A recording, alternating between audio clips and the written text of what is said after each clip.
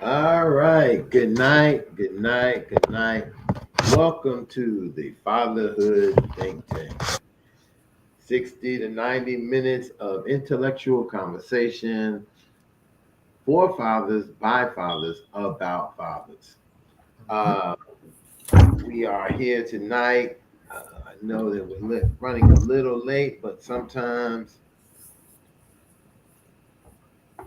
the train don't leave the station to a certain time, and you don't get back on the track until when you do. But we're here. We're ready. We're ready to talk tonight. Tonight we have some. Tonight and next week we have some new topics that have been brought to us. The first topic tonight is lessons learned and scams to avoid. I am Dr. Ron, the curator, mentor, educator, therapist of the Fatherhood Think Tank. Uh, we're going to, introduce our fathers who are on tonight, and we're gonna jump right into tonight's conversation. Um, so I'll let these guys introduce themselves. Then I will come back, do a couple of advertisements, and then we'll get straight into the conversation. Good night, gentlemen. Hey, good night, Ron. How was your day? Hey, man, every day above ground is great. Every day that you're blessed to walk on earth is great. Mm-hmm. Every day that you're free to breathe air and be able to bless somebody else is fantastic, brother. This is true. Those small things will do go far away in some people's eyes. Yep. Right, you can introduce yourself now, Rohan. I mean, Rohan is like we ain't having coffee.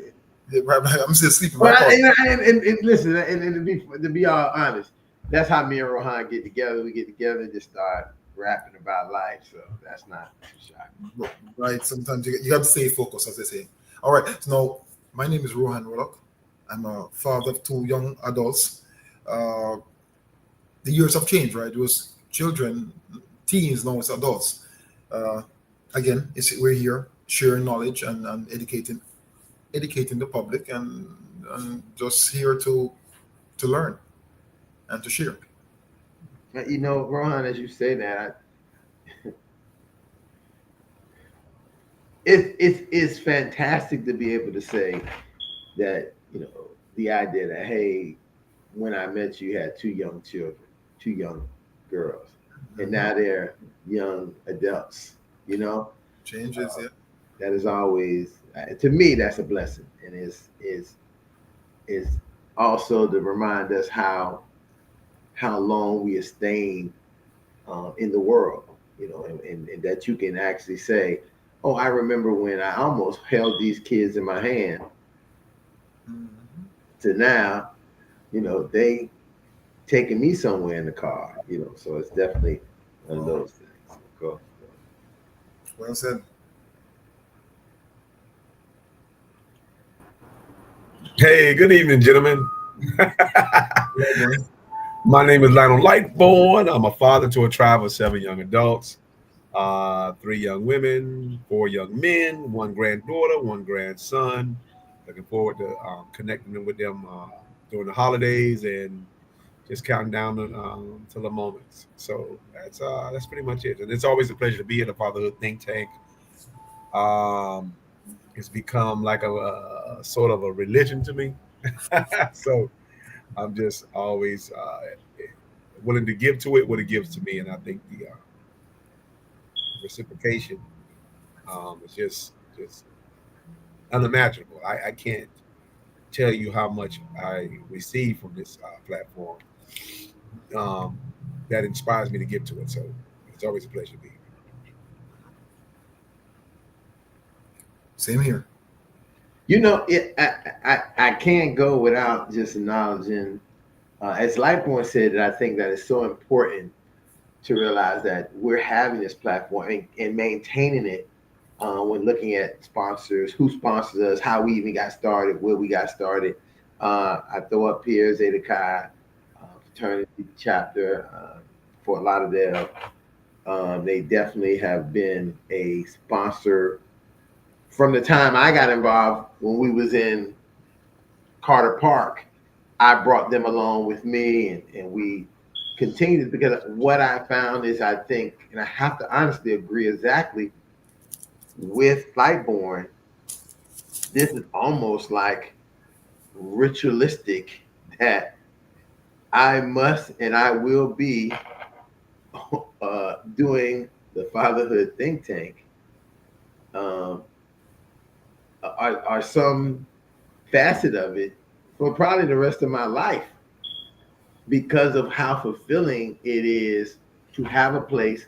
Look, listen. I can go to church on Sunday, and I can get when I get there and his place there, but it still won't touch me in a way that being around these other men, these other fathers, put something into you, or even enlighten you about something that you probably would have not thought about in that kind of in this kind of space, in a space just for men. So one of our major first, sponsors is um, the Omega Psi Phi chapter of uh, chapter Zeta Chi chapter in Fort Lauderdale, 1954. They were founded, so definitely want to give them a shout out for always being a part of what we have going on.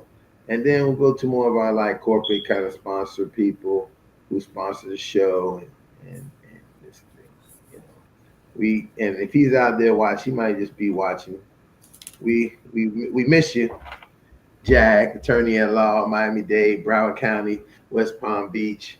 Definitely, Jag has been a loyal sponsor of the Fatherhood Think Tank from the time of conception of getting involved. And he can also be a loyal attorney that you may need in your corner the way things are going today. So don't dismay. You can always check him out. He's definitely here in the South Florida area. That's Jag, attorney at law. Reach out to Johnny A. Gaspar Esquire. You can reach him at his email, j.gaspar@jag1law.com, or hit him on the number 305-827-8087. Or if you really want to investigate more about what services he provides, what he does over there at Jag Law, check out his website, www.jag1law.com. And that is our major sponsor of the Fatherhood Think Tank. And we want to thank him for always, supporting us and being here the way he does. Even if he's not here, we know we can, we depend on him to give us the ability to maintain this sacred space that we practice, our fellowship and what I would say our fellowship and our continued education, our continued development as men and as fathers. So I just want to throw that in there. All right, so I seen Ed, and he might have got knocked off. Hope not. Oh, there he is. I seen Ed. Let me get him in here. Hey, Ed, we were just talking about you. We seen Ed came on and got knocked off. You're Yes. next. You're next up on the intro microphone. Oh, okay. I was having technical difficulties. I had to reboot. Good evening, gentlemen. My name is Ed Tenney.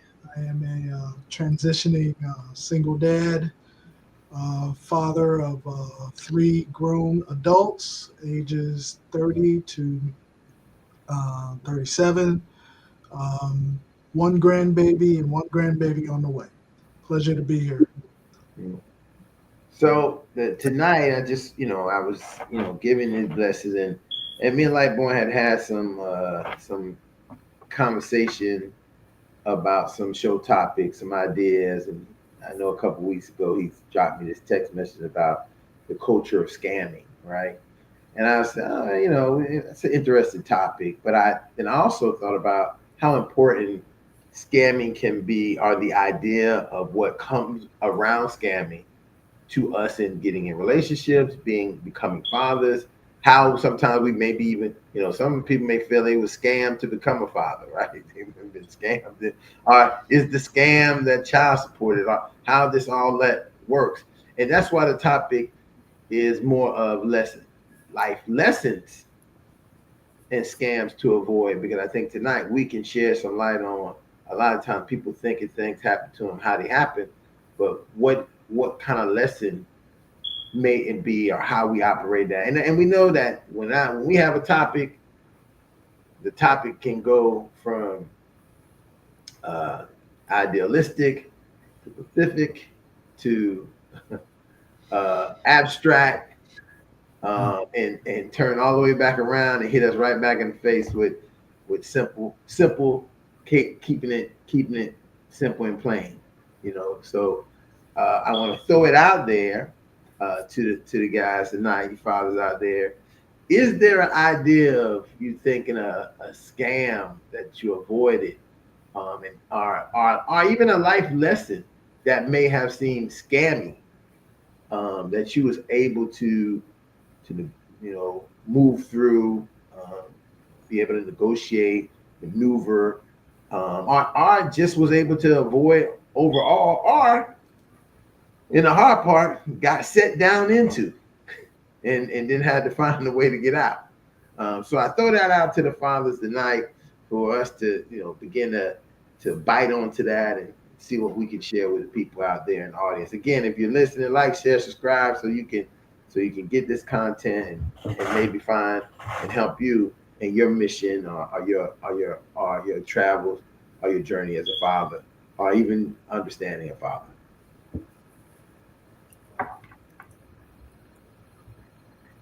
Okay. Let me put in the word scamming, right? Or scam or scamming. Many people call it different names, yeah.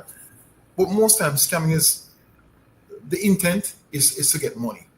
It's to I would believe to impersonate, or to fool someone, or to pretend to be like someone, to normalize yourself like someone. There are many different ways to look at it, and most most of it again is about money. And there are different types of scamming, right? There is romance scamming, there's uh, business scamming, there is people to people scamming. It is a I love what Lightburn mentioned, the word culture. It seems it's become the culture. It's something that's becoming the norm. And my concern as a father, I'm hearing my daughter tell me that the kids at school, oh, they're busy scamming. I'm like, what? What? They're busy scamming. What's up? 18-year-old telling me that the kids at school are busy scamming, right? Those that concerns me. So this topic really touch base, because I hope it reach out to many fathers and mothers that this need to be observed, and there are severe consequences to these for these actions, or these scams, I should say. Yep. And let me kind of delve into what you're saying. So this came from an idea of you noticing that your kids was even, and it's funny you say that, because a lot of people don't remember this, or maybe they don't know about this, but during, you know, around the time of COVID in 2020 and all the lockdowns, you see a very high level of people scamming, becoming, getting bucks. I mean, young people learning how to get the Mhm. credit card machine, and really to begin to develop a skill. And I always thought about, God, man, these young people had the ability to do this. Imagine if it was like, you know, what the FBI did at one point, you know, went and reached out to them to get them to help, give them the job, the same money that they were scamming, gave them the same, because that's how much a salary would be at, you know, Mhm. working for the FBI, CIA, one of these agencies, helping protect the country from people doing that exact same thing, like they did with so many um, viral pirates, people who are internet pirates and those things. If instead of arresting these guys and messing their, destroying their lives, it's kind of saying, hey, how did y'all learn how to do this? Teach us how to do it. Help us prevent it from happening to other people, because it does happen. The young people that's doing it here, they're not major, um, networks or anything like that. But there are networks from outside of our country, right? Who work at a high level that be putting people in the poorhouse. So it is, you think about that, but then that would take someone to be thinking as a father, I think, to advocate to say, instead of looking at the punishment of young people and their creativity and the ability they have, not to say to exonerate them doing the wrongdoing. I'm never going to say, oh, you do wrong, it's okay. But I'm saying is, how could we turn that upside around? Because what was their purpose for doing that? Their purpose for doing that was to sustain some type of wealth or money, or just to feel like they live in this America, right? To do and have those things. And obviously they know how to work, right? They know how to sit down and do this and get this together. So how didn't we come up with the idea to put them to work, to protect the country, to work with the country, to do these kind of things? But that would be, you have to have that foresight of thinking about our young people and our kids and how we operate with them. So I'm glad that you brought that up. I just wanted to expound on that a little bit. Turn it over to anybody else. I think it's easy, and this is just not young people, but for just human nature to gravitate to what's or taking advantage of what's vulnerable as opposed to taking advantage of what's honorable, right? And so I think all of us struggle between what's vulnerable and what's honorable, and because of that, the PPP loans was so lackadaisical rather, because we had never experienced a real pandemic before, not within the era or within our lifetime. And so I think people was learning to fly the plane as they built it, right? And because of that, people took advantage of it, being kids as well, because they're more technologically savvy, and we test them so much, right? We test them so much that when it comes to logic, economic logic or financial logic, people know what they want, and they want what they know. You understand? And it's not until a person wants something, their wisdom kick in on how to get it. Remember, I told you that want is a very powerful thing. And so once you want something, the want will actually grow the wisdom in you to understand what it takes to really achieve that thing that you want. So, and it works for adults as well as kids. That's just a human nature, a human instinct that we have. But you got to understand, kids weren't the only one that's doing it, because you had adults, very responsible adults, who had by the scope of everything they needed. A lot of them were still working with it because they were first responders. As a matter of fact, in my town or within my region, that they arrested a few of them who was very well to do, had no real reason to do it other than that nature that we call greed.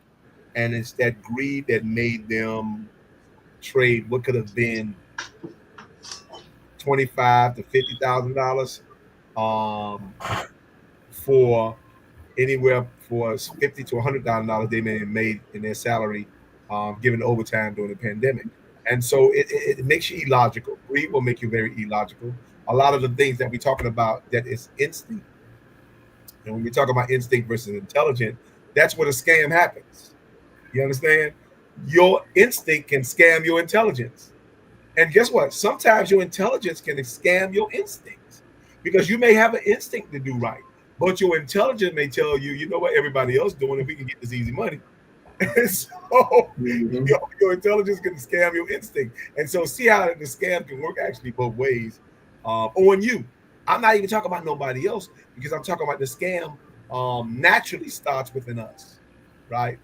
I mean, I think for years I've probably been scamming myself or allowed myself to be scammed by myself because you can't explain for baby mamas without some type of scam going on within myself.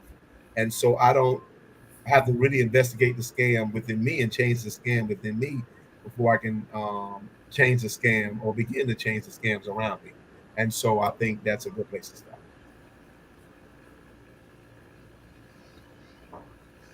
Absolutely. You know, right on. Yeah. Well, it's funny you said that line about the PPP loan, right? Because I think that it also showed us, in a larger sense, that scamming was natural for everybody, right? Um, that because we live in a country that capitalism and not, I mean, again, capitalism is a way, but I think people then become like so infatuated, like they are with celebrity. Like we have made certain things more popular, uh, and people would like that and do that more. So the quickest, easy way to get popularity, to get wealth, to get money, to be like, hey, I got something. Scams look pretty simple and easy. Like you have people who got I was still the scam. I was talking about PPP loans. I was talking about the kind of like credit card thing that you see very heavy in the young community. But when you look at the bigger part of the scam overall, PPP loans wasn't being done by young poor people. There was some multi-million-dollar PPP loans being.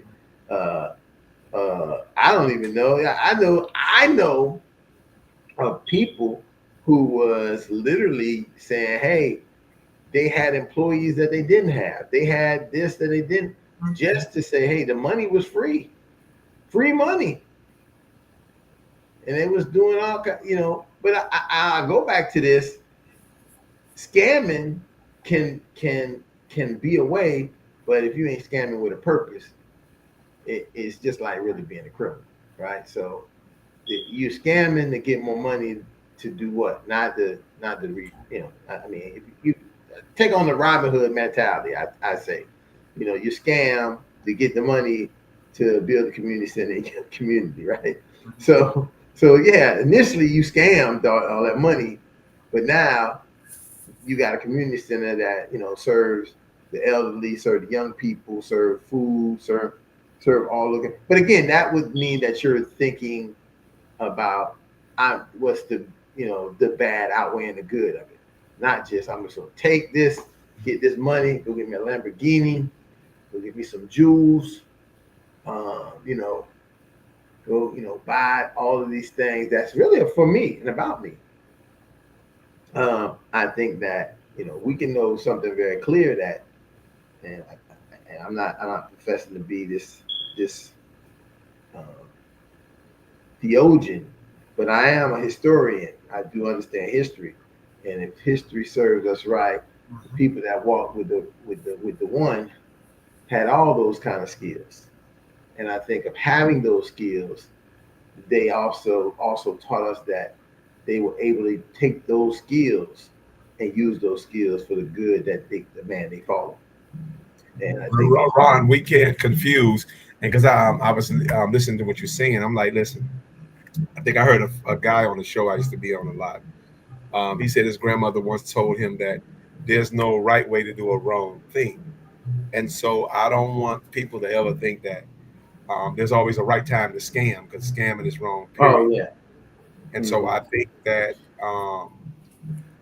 I think we sometimes skew it because you put something on the big screen, and then being a Robin Hood actually serves a purpose, and then it serves a certain type of integrity and morality that says it's all right to scam as long as you scam at this particular group of people, or you're scamming at this particular time, and scamming will never be wrong, or robbing will never be wrong. But I think sometimes we confuse being a Robin Hood with being a revolutionary.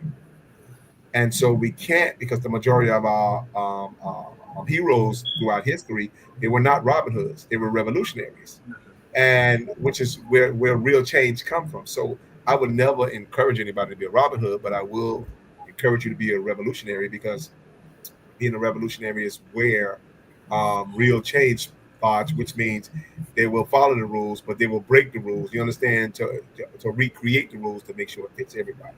And so, I mean, this Right. country, and just if we're going to talk about being a revolutionary, you got to understand, because I don't want people to think that being a revolutionary is just limited to Black Panthers, et cetera, et cetera. I'm like, no, being a being a revolutionary is unlimited to the very history of the United States. It was revolutionaries that actually gave birth to the United States as we know it today. And so with the Boston Tea Party, etc. And so I think when we put those things into context, I mean, I think somebody once said, I can't remember who it was, but they said, I know it was Martin Luther King that coined it, but I know he got it from somewhere else. When he said, an unjust law is no law at all. And so once you realize that, and you realize the capacity of humanity is being violated, and or better yet, the capacity for liberty and justice for all is being violated, then you're well within your human right to be a revolutionary, not a Robin Hood when it comes to correcting those matters. Well Brother said. Lightborn, I have a question for you. Are you at liberty to discuss how you scammed yourself and what red flags would you recognize now to prevent that from happening again? Well, for me, yeah, I can answer that. I was at my core. I'm talking about at my innocence. I wanted to always be married with one wife and have all my children from one woman. That was the one. That was the wish. That was the dream. That was the fairy tale for me. And you wouldn't think that young men would have those type of dreams and aspirations, but I did. And so, because I did want that, the circumstances, the environment, and not just the environment, but I think the social, if not global conditioning, right? Given my pedigree, given maybe even the way I look, given my stature, um, reconditioned me to be the opposite of what I want, right? And so when you um, certain attentions, and I think this is where everything went awry for me. I think it was the attentions, certain attentions that gave birth to my addictions. See how that works? And certain attentions that I was not disciplined enough to have, or just might have appealed to my greed, because greed doesn't always stop at monetary. You can be greedy when it comes to attention. You can be greedy to when it comes to affection. And I think my greed kind of, or they appeal to my greed, or globally, society appeal to my greed, both attentively and attractively. And so when I was in the knowledge that, oh, hey, wait a minute, you are this way and you look this particular way, and you don't have to limit yourself to one person, but you can have options. Then I think I shaped myself within that narrative, right? And then you talk about just being born and conditioned at the birth of hip hop, and I can't blame hip hop, but what I can give an understanding and an explanation to hip hop is a group of young people that would have been naturally and ordinarily supposed to have been overlooked, but some kind of divine light was shined on us as a particular generation. And because you get that light shined on you, and then your appeal actually reflect what is popular, right? Then you tend to develop a natural celebrity per se. And I don't have to tell you that, because if you ever been in school or an environment where you're popular, then you start to serve that popularity versus the integrity that you used to have.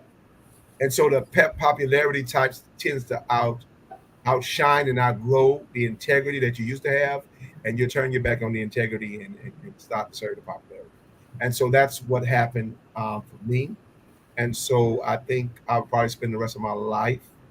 Um, and I'm always fighting between two people. It's always the advocate fighting against the addict, right? anybody that struggles with anything, I'm talking about that's in a conscious struggle. Let me say that part, because you may have recovered addict, they'll understand more what I'm saying versus somebody that's not conscious of whatever their addiction may be. And so I'm married now. I got a wonderful wife, got a wonderful family. I got everything that I once wanted. So God, it's safe to say that God restored me in my want, but the worship of that is, and the reality of that is the fact that I'm going to the advocate is going to always fight against the addict until the advocate actually conquers the addict. And so I think Joyce might have said it best that you can't be saved for X amount of years and think that you're saved for 5 years and it's going to conquer um, 30 years worth of conditioning. You understand?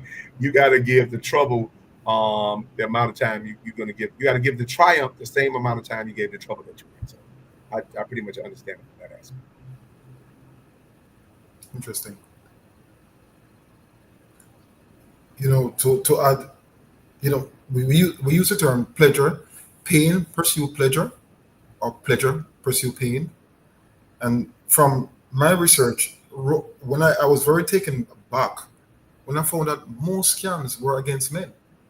I looked at it as a scamming, a female being scammed, and of course, she scammed for her money. But when statistics show that most men are scammed out of their money, and especially in the romance theater, in that network, it's on the rise, and we know that most of the men who are mature, meaning over 65 and older, many of them are lonely. Many of them are in a situation where they're looking for some companionship, if that's the right word. And it's very important that we advocate for that mature audience for more reasons than one. Many of them have saved their money for years and save for a rainy day, only to be all the savings to be taken away.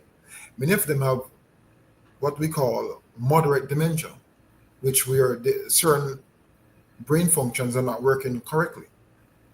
So this scamming, it's hurting a lot of families.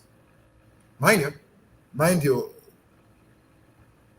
it just never right, to be honest, because then that person may have their lives ahead of them. They may be mature, yes, but they have bills, they have medical bills, they have life, they have families, children, and this scamming thing seems to be on the rise. And my concern is that if the younger folks are learning these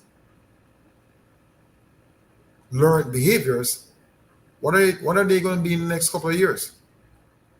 When if it's the norm, it's a big problem. So we as fathers, we definitely have to educate our children and have open communication about scamming, because again, it's instant gratification. Everyone wants money now, wants a lifestyle now, and people are gonna, as Lightburn says, they're gonna want that, and they're gonna learn how to get their wants fed. So we just have to advocate.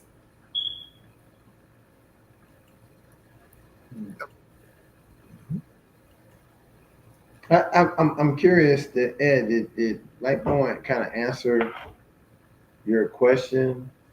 Was it maybe some more that you may have wanted to hear, or because as when you asked him the question, the first thing I thought about is this idea of scamming yourself, and as he began to talk about, I think in many instances we have sometimes as a lot of fathers have scammed themselves, right?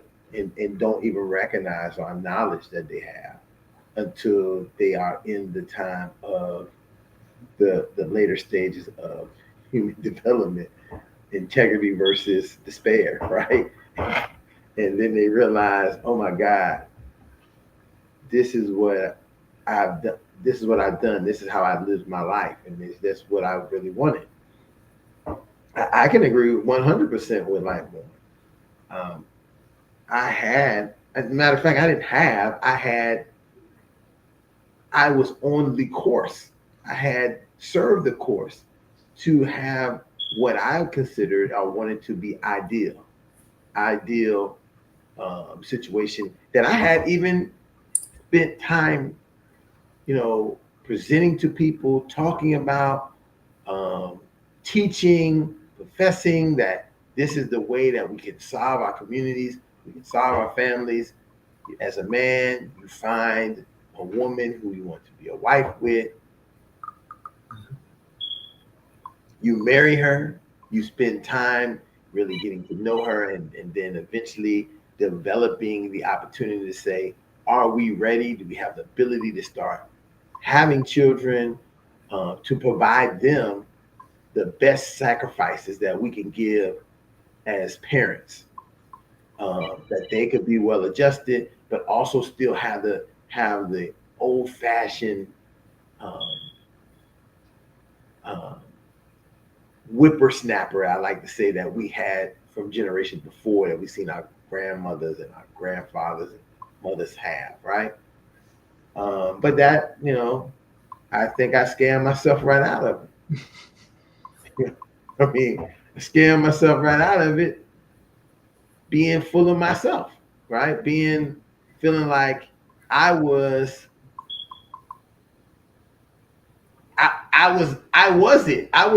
the perfect fit for that to happen. So I was just waiting for that ideal person. And I spent time dealing with people who weren't going to be those people. So sitting around waiting, and I only did that because I had something else that I want to say this. I think that this is where a lot of men fall into. I'm saying myself fell into it a lot of time, is that we need to establish ourselves first, right? So if you're on that mission to find that woman, because there's women that I could have started that family with the way I wanted to prior to getting to who I wanted to be, right? There was always almost a step like, this is an achievement. I'm at a certain place. Oh, here's a woman. Let me begin to see if this can work. And once it doesn't work, let me go on another achievement. Let me go get some more. Let me go get some more quality. Let me go get some more things that will provide me to be a good provider, be the kind of person that I can eventually be and give to a woman, to be a husband to what she needs and how she can need what she needs. But at the same time, still dealing with women in some instance that I wasn't going to really do that with, because they wanted to deal with you. And I say this to men: you have to deal with women that you want to deal with. And sometimes we're so easy to deal with women who just want to deal with us, right? So we'll deal with women who want to deal with us because it's easy. You don't have to, they are putting everything right on the table for you. You eat it all up and the whole 9 yards, and with no problem. Right. But deep down that that's not what you wanted. That's not who you want to be with. That's not for your future. So here's the first part of your scamming yourself. You are, and then you're not. I won't say that you're not all. I'm not gonna say in my instance I was being dishonest, because I wasn't. I was saying exactly that, and that might have been a bigger part of the scam, because I presented what I wanted to be.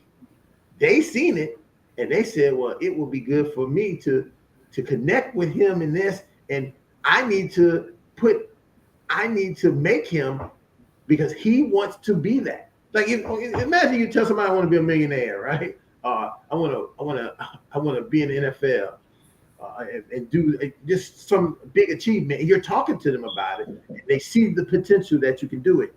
Then 95% of the chance they're saying, hey, this will be beneficial to me, so I'm going to give to this man things. I'm going to provide him, and I'm not just, I'm going to be so accommodating and apart with him that he almost feels like he can't do anything else without me. That it wouldn't be worth his time to go chase a woman who's not presenting any of that he even wants. Like, it's one of those things where you can't have the one, you can't love the one you want, love the one you with. that whole theory. But I think that is scamming yourself. You scam yourself because the one you with may not be the one for you. If the one that you want, guess what? If you think you pushed yourself to a higher level to be a provider and be the man or husband that a woman wants, what you think gonna do for a woman that you go in, as the Lord say, go and get your woman, go and get the woman that you want, and then make her your wife. Not, as I would say, chill and just take all the women who like you, do whatever you want, however you want, and then you be like, hey, I got it all, and then you end up with it all, right? You end up with all the things that you didn't want. So you kind of scam yourself right out of the life that you wanted. But I'll say it's not over because you can still have that. It's just not going to be the same. It's not going to be the same that how you wanted it. But, Ron, okay, we're talking about relationships, and I can just do it in a simpler. To add to that, a very valid point. I remember years ago I saw an advert, and they said people are driving a car to go to work, right? They're driving the car, and they ask them, if you have the opportunity to drive the car that you want, stop and come out of your car. Just think about what I just said to you. So they're driving the car to work, or they need the car to go to work, right? And here's the opportunity to go into the car that you want. Do you know that almost 90% of people stop the car and came out of the car? So many people are in a relationship that it is maybe transactional, maybe it's what in front of them that they can use right now, but that's not necessarily what they want. If they were given the opportunity to go into another car, they would come out of the car, close the door, and go into the car that they really want. And even then, when they go into the car that they really want, it doesn't mean that they're going to like that car for the next 10 years. Because human beings tend to, I wouldn't say want more, but after a while, they get tired of the same car. They love the car when they first got the car, but 5 years in the road, they said, you know what, I like a new car right now. That's terrible. I don't like that analogy. That's terrible. I'm not.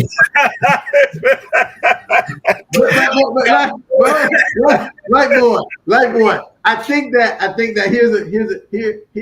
here's the point where sometimes when we make an analogy, right, it doesn't work, right? Because a car and a partner can't compare, right? Okay. As soon as you get that car, it appreciates. Right. You could get a partner who is not anything, and then over the years can be the best thing that you ever had. And that's the difference. You can grow it. So it's so difficult and I know this because I'm an analogy person. I make more analogies and metaphors, and people be like, "Where did you get this idea? Where you come up with that?" But you have to also keep it in context. When we're talking about being with someone for the rest of our life, cars are not, human beings are not eternal, but cars are definitely not something that, listen, because guess who makes them? Man. God made us. So he gave us skills that cars don't have. He gave us things, gave us ways to be able to, a car can only do one thing, drive. We can transform as a human being at any time. So we can be one way today and we can transform and be a whole nother way tomorrow. And people be like, is that the same person? Do they even operate? Do they even move the same way? And no, they don't, because we're able to do that transformation that happens. And that's the uniqueness of being a human being. I mean, for us. But I the analogy is good, and I know that light bulb is about to bring. About to bring the switch to you. Switch off the tree and come and spank you. But I jump in there and take the spank for you, because I hear the analogy, but I will say we have to put analogies in the right context. Well, listen, we know Rohan. We know Rohan, but the women that's watching may not. So Let me say this. Let me say this clearly, because I want to say it out there. Since we're going broad, women complain that men don't stick around. This is what I hear on my end. You meet them, they just don't stick around. They move on to another female, or they move on to another relationships. No, I'm not saying that all men are like that. I'm not saying all women are like that. I'm just saying that people, you'll be surprised what motivates people, if that's the right word. Well, Rohan, I think statistics say otherwise, though, about that. Okay. I think that we have a society that presents men in a way that's not really them. That's a scam. There's a scam. When you talk about what I've experienced and what I've researched and what I've seen, when men have made the commitment to what they're doing, they do it. They don't think about another great idea. They want to take this idea and take it to the farthest that they can take it, as much as they can do it. Because they, and again, I'm going to tell you what, and it's like, when you're going to like this, and you're going to pat me on the back. Because of the inequality that men and women have, right? Men have the privilege to be able to take something and say, I can take this all the way, and everybody will ride the train with them to the end. In the senses that people say women are wishy-washy, oh, they can turn out at any minute, this and that. And that's not an excuse for them to break their commitments or change their mind or do that. It's not an excuse, but understand that it's a condition. They are conditioned to a point to say, I got to think about what makes something better for me, because there is this point that so much. I remember when I was in in college, and I had a college girlfriend, and the one thing she hated more than anything else was that people defined her through me. I mean, it steamed her, because she was like, I am my own person. I am me. And she was, and guess what? That's why I liked her. Because she was her own person, and she was, because that's the only reason I was with her. Because if she wasn't like that, I probably would have just whatever, you just riding on the wings, like you like a little leechy here, leech there, and I'm gonna get all of what I need to get while you leeching, right? But it wasn't that. She was her own person, and I think that when you're young, as we were, there is an opportunity for us to have been that couple, but we were too young, and things happened that made it all just, Can I say this all the time? Even sometimes I mean, I've talked to her sometime, and I literally said to her in the conversation is that if one thing wouldn't have happened, there's a good chance that we would be married right now with how many kids, the whole gamut. And in saying that, because when I graduated college, I was ready to live life, right? I was ready to start this fantasy, not the fantasy, but the fatherhood dream. Let me say that. The fatherhood dream that was made, that you go get a job, you have the money, you find the woman, you marry her, you enjoy her, then next thing you know, within 3 to 4 years, you're having kids, you're then you're redeveloping, eventually those kids all leave the house. When they leave the house, you redevelop your relationship, you then travel, then spend the rest of your life traveling because I seen those kind of things. When I was when I left college, I still had seen this couple who was in the Peace Corps. I forget their name. Mary and Ed was their name. Mary and Ed. They had been retired. They had grown children, and they had said that instead of, they sold all their stuff and signed up and was in the Peace Corps, just traveled to different sites, working at different sites together. Now when I seen that, I said, see, I might get something like that in my life where eventually that can happen. But we con ourselves, we scam ourselves into other things while we waiting to get to that. So we tell her it's okay. It's okay just to drink a little bit of the wine. The next thing we know, we drunk, and it's nothing you can do. I only gonna sip some of this wine. I ain't buying the bottle. I'm just gonna take a sip. I'm gonna take a sip. I'm gonna take another sip. Like when you go in the grocery store, you supposed to be cooking yourself. You go in the grocery store to buy food. See, here going a great analogy. You go into the grocery store to go buy some food that you're gonna cook, and in every aisle you eating something that they giving free. You eating. By the time you get to the register, you don't even want to buy the food because you full. You're a man of the own heart, Ron.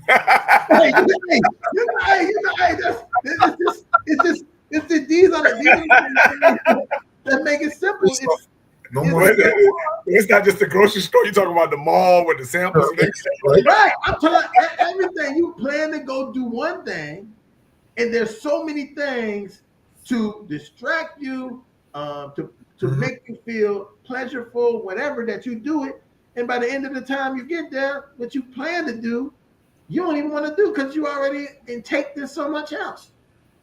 And then, let me say one little last point, because this is important, and I think somebody was saying this a while ago, and I'm about to go into my sexual hat, put my sex hat on, put the sex hat on, because this is also what ends up happening.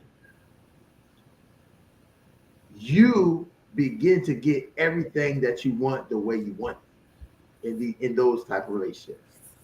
So when you meet somebody who you could be with, right, you want them to do what you've been doing or how you've been doing it.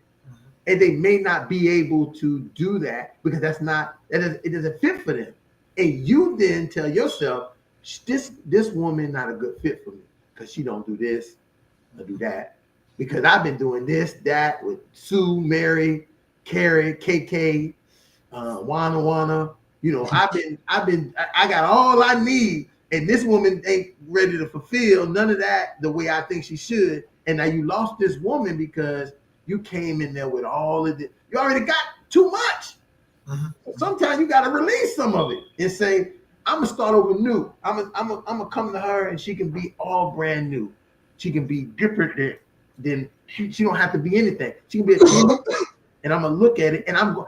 But you got to clean this. I say this, my brothers. We have to clean ourselves. Yes. Clean our. We got to take the detox.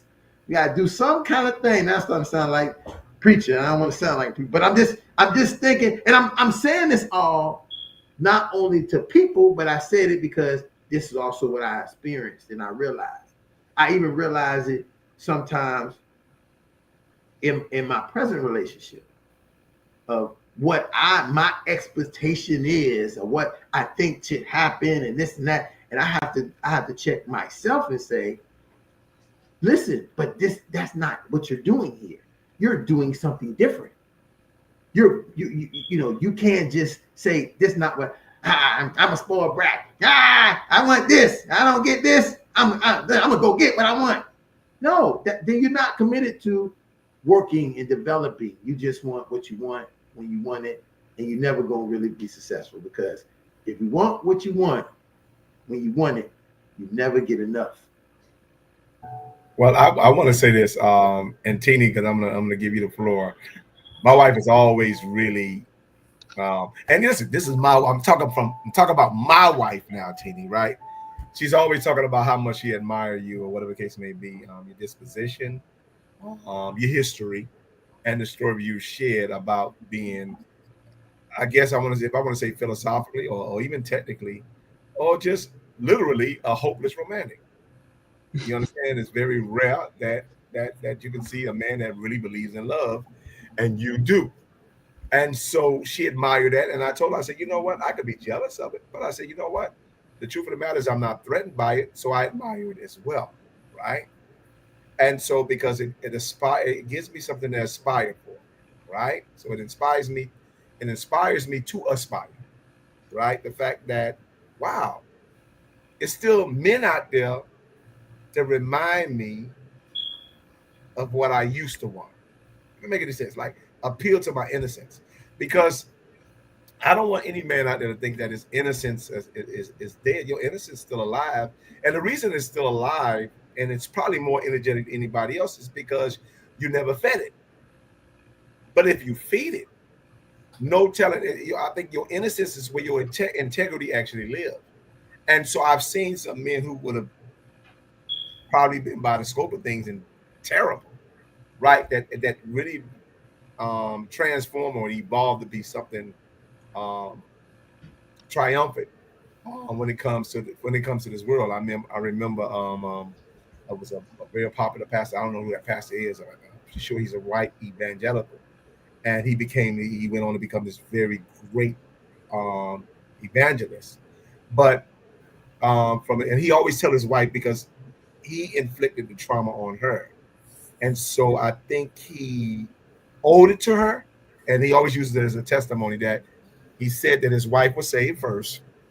She used to go to Bible study, go to church or whatever the case may be. He was anti-church, anti-Bible study. And what happened was he began to mistreat her because, again, no man wants to compete against any man, especially when it comes to God. And I'm going to say that, I can say that emphatically. People now, I'm like, listen, men are not, and this is how big our ego is. We're not even willing to compete against God as if we can. But this particular guy, he said that his wife would go to church, go to Bible study, and he would mistreat her. So what he would do is, particularly when she go to Bible study, his Bible study is usually at night. If she don't come home in time enough, he'll lock the door, and he'll lock the door. She don't try to get in. She'll literally sleep outside, like on that doorstep, and then when he let her in, she'll come in and make his breakfast and act like it never happened. I'm saying that to say this. I had a barber, Mr. Brooks. I never forgot his name because anybody that's important to you, you shouldn't get their name. He used to tell me in my sleep. He'd get him. I get in my chair. You remember back then, Ron? They didn't cut the fades. He used to cut fifis. Right. He didn't cut me a fade. I wanted a fade. He cut me a fifi. He's like up in age. So Mr. Brooks, I sit in the chair, and I mean like clockwork. The minute I sit in this chair, I go to sleep. You think he would care? He would start talking as if I was awake. I'm knocked out. And I think I used to try to go to sleep on purpose just to not hear what he said. And I remember one time, keep in mind, I'm probably like a 12 or between 12 and 14. He's about 75 at this particular point. And he's just talking. And then he started, before he put the blade on you, he's already talking. And so I'll fall asleep probably like 30 minutes or an hour later. He done finished my hair. And I'm looking out. He ain't cut the fade, he cut the fifi. But I remember one particular thing he said that was very important to me. He said, young man, my dad once told me, was it granddad? He said, my dad once told me, son, don't marry the woman you love, marry the woman that loves you. Mm-hmm. And that always stuck. Don't ask me why. It's just certain things that God just get to you that's going to trouble you probably for the rest of your life. And that advice haunted me so long that I'm living it now. And I couldn't understand what he was saying then, but I understand now because you can't have 4 baby mamas and have that type of lesson and not understand. So we're talking about life lessons. And so I understood that the woman that I'm married to is not the woman I love, it's the woman that loves me, right? Because the truth of the matter, I think what he was saying is a man don't know much about love because society and globally we're not conditioned to love. And so what he was saying is you need to marry someone who can mentor you how to love. You understand? And so since women are so conditioned to love since birth, they're the ones who are given dolls and things to actually care about. Mm-hmm. You understand? Well, we're given things as boys to play with. And so when it comes to relationship, you're going to have 2 sets of mentalities. You're going to have one set of mentality that a person is conditioned to love and care about, and the other one is conditioned to play with, right? And so you get 4 baby mamas by being conditioned to play with people who were conditioned to care and love about it, and love you. And so when he said that, and I can't throw no shade on none of my kids' mother because all of them are wives to somebody else. You see how that works. And so with that, I pay homage to their husbands for being the men that learned how to love them. But I'm also I have to pay homage to myself for evolving into the man that learned how to love a woman that knew how to love me when she met me. So it's a lot of things when we talk about when it comes to men. When we say and men, we pride ourselves on this. This is the man's mantra right here.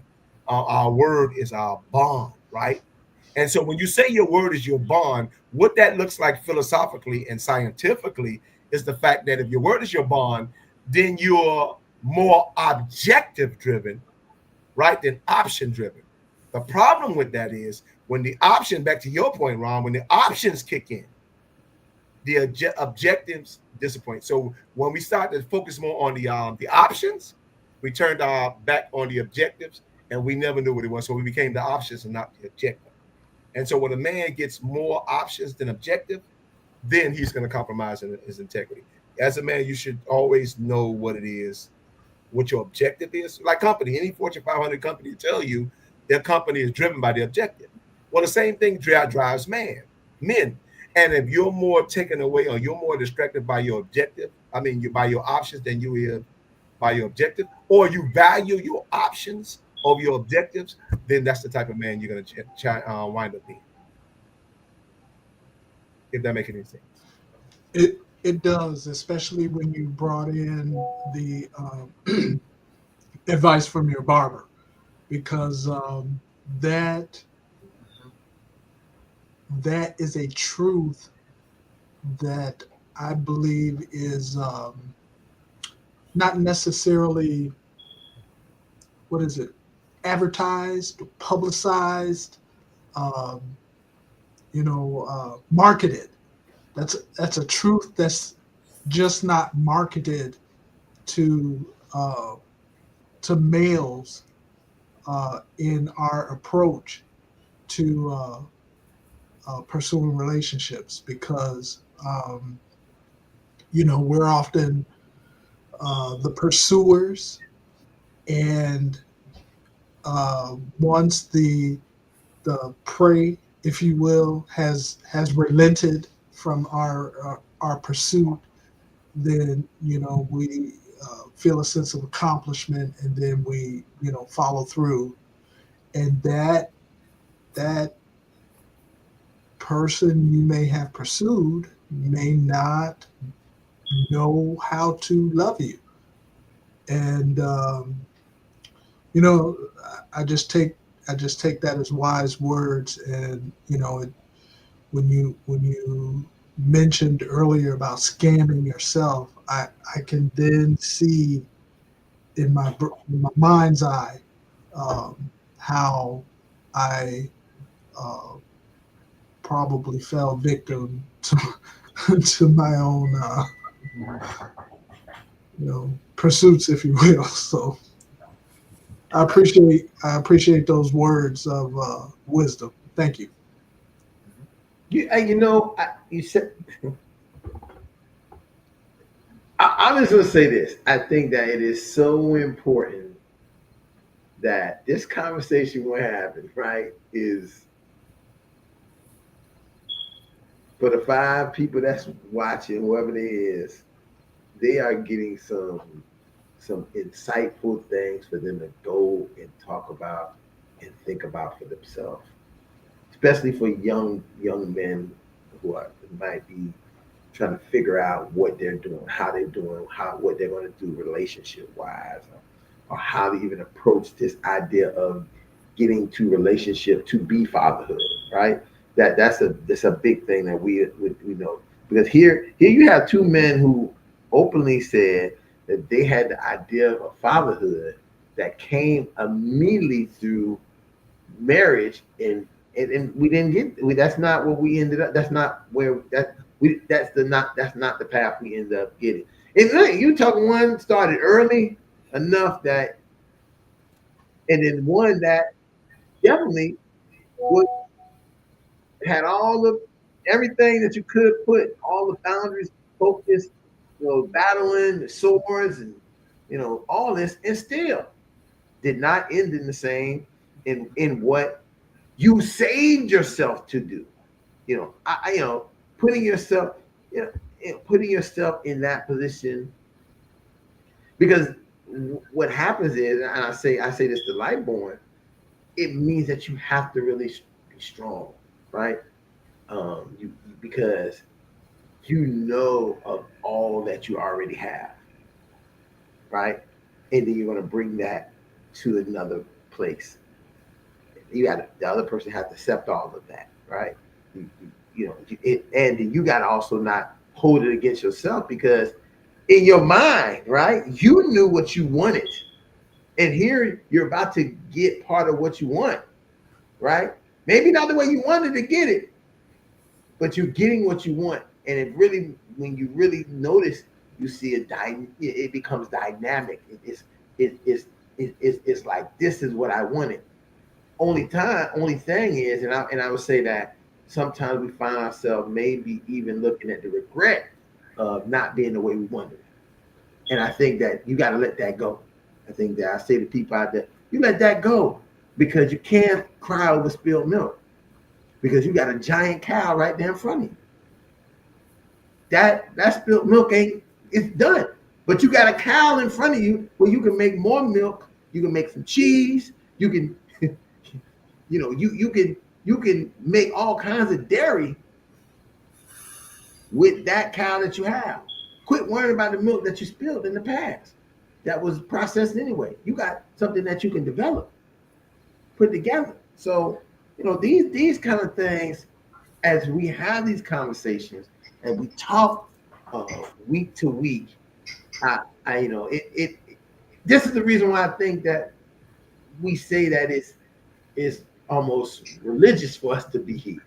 Because I'm gonna tell you this, I'm gonna leave off of here tonight, sharing what I shared, listening to what I've listened to, and feel better about, and have a clearer mind of decisions I need to make in reference to being a father, in reference to being a man in a relationship with a partner, and when I'm a husband, being a better husband. All these things are what I think men more need. Like, a lot of times, listen, as a therapist, I would tell you it's great to come in, go to your therapist, and you and them talk, right? It's wonderful, right? But I think I have learned and continue to say to men, it'll be better to find a group of men who's dealing with what you're dealing with and go sit with them. Or even just a group of people who dealing with what you're dealing with and sit with them, because you have so much more to hear, take, put in than you and a single person one-on-one. Now, that sounds like a professional suicide that I'm suggesting based on my career, right? Based on what I do. But I can't lie. I can't lie to you what I see to probably be, and what I find for many people to be more successful. For one, the commitment of it. The commitment is, you develop a commitment with so many people in this group that you don't want to let them down. You don't want them to let them. You want to be. It's like being in Cheers. I'm dating myself. People who know what Cheers is. It's like you want to go to that place where everybody know your name. Always glad you came. You want to be where you can be free, and everybody know. All those great things. I don't know. It's kind of old. I don't know this stuff. I know that. I remember that part. And that's what I feel like the think tank is, a place where I can come, and I hope that people feel like they can come and feel free to just kind of like, even just to not, and a great part is not even have to talk. I've said this for years. It's not even a place where you really need to even talk. You can just sit here and listen and think to yourself. But I'll tell you one thing that happens. I've seen many people come in and say they're not going to talk. They just want to observe. They just want to listen in. But the incitement of what happens inside them as they're listening to other people, as they're analyzing the conversation, something sparks in them that they got to share. Not to share, but they want to clarify. They want more information. They want to hear more. And next thing you know, they're sucked into the fatherhood experience. And that's important. I mean, it's one thing to be sucking people into nonsense and foolishness and deceit and hate type of talk and disenfranchisement. I see people pulling people into that all the time. It's another thing to pull people into empowerment, um, unity, community strength, ironing, sharpening iron. And a lot of people hear that and they think iron sharpening iron sounds so rough. But you got to understand that iron sharpening iron means that the two objects are together and they're connected with each other, so it's not getting hurt. Say iron is sharpening wood, well, we know one of them about to fail, right? That wood about to be cut up, but the iron ain't gonna be cut up. It's gonna sharpen each other, and gonna sharpen each other the way that it needs to be sharpened, with the edge that they can give each other, with the cuts, with the impressment of what you can understand.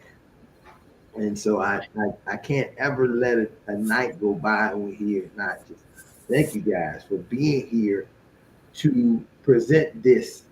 Even and the great part is we not just, I remember back in the day we was just presenting this to ourselves, by ourselves, on private Zoom meetings, right? And some of the great, listen, I'm telling you, some great things was happening in there and no one ever got to see it.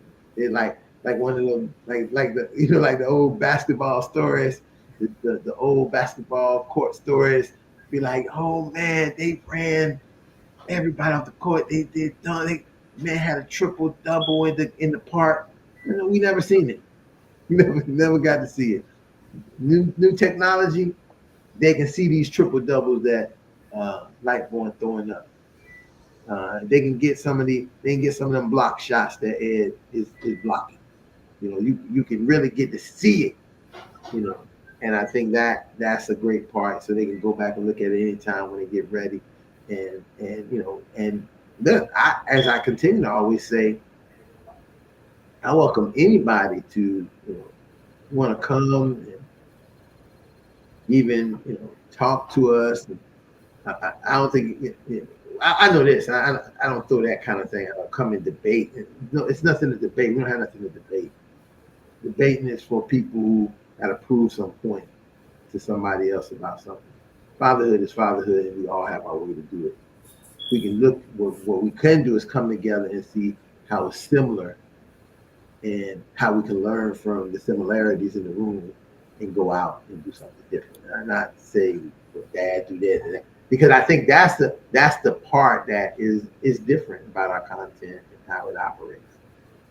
And that's why we feel good when we leave it. I've been involved with platforms, and I leave there, I'll be like, I ain't going back. I don't care what they say, I ain't going back. I just, my blood pressure high after trying to argue, and my eyes red, twitching, because people saying the most, you know, craziest things. But I remember it's all just for likes and shares, and not for the people who doing it to get something out of it and to give. It's for them to try to just get something that they put on the show and act. And as I tell people, we not here. We come here from our jobs, from our work, and we just, you know, come and sit here. And again, I tell people this idea of how this operated, even when I wrote it in my dissertation, was geared from my experiences of going to NA and AA meetings. And I thought the aura and how NA and AA meetings worked for the people that showed up. Not like what you see on TV, because if you've never been to one for real, it's not like what you see on TV. They show you, people always show you stuff on TV that's nothing like what's the real thing. We walk in one of those meetings, and I consider that as a person not in NA, never took a drink or smoke or anything in my life, but attending those meetings on the regularly, you would never, no one made me feel any kind of way. I always felt welcome. No one felt funny about, you know, anything, and you felt like you was right at home, and you felt the support for whatever you was facing. And I felt if I left out of there, I feel like, yo, I can take on the world. So now when we have this platform that's geared to exactly what we all about, fatherhood, and through fatherhood being a better man and man who's a father, definitely we leave here feeling a-okay, letting being able to have a place to come and make the testimony like they do. They're going to be able to go and make a testimony and say, well, this is our testimony we make in this and that, in this. Now you say, well, we can do the same thing here. And it's not about anything about, feeling insecure, looking insecure, because there's nothing insecure about being a father and learning and knowing that you can learn. Everybody can learn. Everybody, the oldest man can learn something. That old saying, can't teach old dog new tricks, that's a lie. You can't teach him. It's just how you gonna teach him. He ain't gonna do what the young dogs do, but he can do what the old dogs do, and you'll be surprised how he works out, because sometimes those old dogs will work smarter, not harder. So,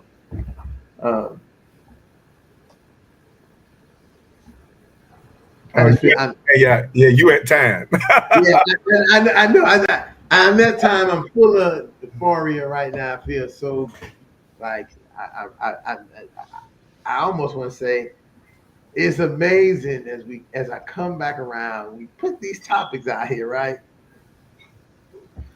And I know that people probably looking at what are these topics and where do you get this from and how it operates, but the topics don't mean anything. I realize this now. It's you guys. It's the people that's here, and what we end up talking about sometimes don't even matter. It's what we're saying, how we're saying it, and presenting it to each other and for everybody who's watching. That really matters. So we probably can have a show about taking a crap, right?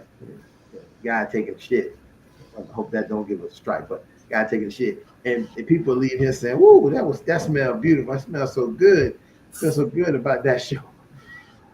Because it's not what it is, and not what the title is about. What we do with it and how we operate. And I think that I definitely today I want to really appreciate you guys for what you guys provide, not just to me, but to our larger audience, the people who are watching. And because I get the feedback, and let me say this, I get the feedback. I get what people say. I've never got a negative. Only thing I ever got negative was the guy telling us that his we was using his show, Fatherhood Talks Live. He said that we was copyrighting his talk when he had no fatherhood ever talking anytime. But that's cool. But I'll say this, that definitely I've never heard anybody ever nothing but say that they really enjoyed our conversations. At least the people have the attention to listen to the whole thing. We know that's a whole other story, the attention to listen. So again, guys, I want to thank you. I want to thank people out there. Again, I will say to you, like, share, subscribe. Remember, we're sponsored by Data Chi Chapter of Omega Psi Phi Fort Lauderdale and Jag Law One, Johnny Gaspar Esquire is our major sponsors. Definitely want to keep them praised up and support what they have to do as they have continued to support us being here. Any last words, guys, before I kick us out of here and get us on the road? Well, I'll put one in. Yeah, I know. One last thing. Go ahead. One for the road, Sam. Yeah, real quick. Scams are here. Scams are going to increase if it becomes the culture, and if it's most times done out of being desperate and being greedy. Scams to avoid. What anything that sounds not true. Anything that you have that gut feeling that this isn't right, avoid that scam, because they're coming to you left, right, and center. You gotta somebody have to be fact checking these people who are trying to take your money. So I would say to every father out there and everyone, just go with the gut feeling. If it don't sound right, it ain't right. That's what I have to say. And I'll just add just a little bit onto this icing on what you said. Don't get so comfortable thinking that everything is working your way, right? Don't, that's how it works. You feel like, hey, oh man, look at this blessing, but is it really a blessing? First of all, ask yourself, do you deserve blessings, right? That you're gonna get this big of a blessing. That what I really say. Are you that deserving of that big of a blessing? Because if not, you might be getting ready to get upset because they think they thrive on that. So I say that and be mindful. And I ain't just talking about the scammers. I'm talking about with the money thing. I'm talking about what we talked about when I was talking about out here with these significant partners are the suitors that you suit, the suitors and how you suit them. I say that, don't everything it ain't like you think it is, and everything ain't about you. So remember that everything's about us. Some things they are human beings. They got stuff going on too. So don't think that the world's sitting around you. I know that's one thing that we have. With that being said, I like to thank again these extraordinary guys, Lightborn, Eddie, and Rohan, and repeat after me. I am. I am. I am. I am. I am. I am a man of honor. I am a man of honor. I am. I am. I am. I am. I am a man of courage. I am a man of courage. I am. I am. I am. I am. I am a man of respect. I am a man of respect. I say, brothers, I say that I am. I am. I say that you are. You are. I say that we are. We are. Championship fathers. I say that all the time. We have our children hanging on our arms, our families on our backs, and moving forward to keep fatherhood striving. Thank you. We'll see you all here next week, same time, same channel, and doing the same thing. 60 to 90 minutes of intellectual conversation by fathers, for fathers, about fathers. Good night. Good evening.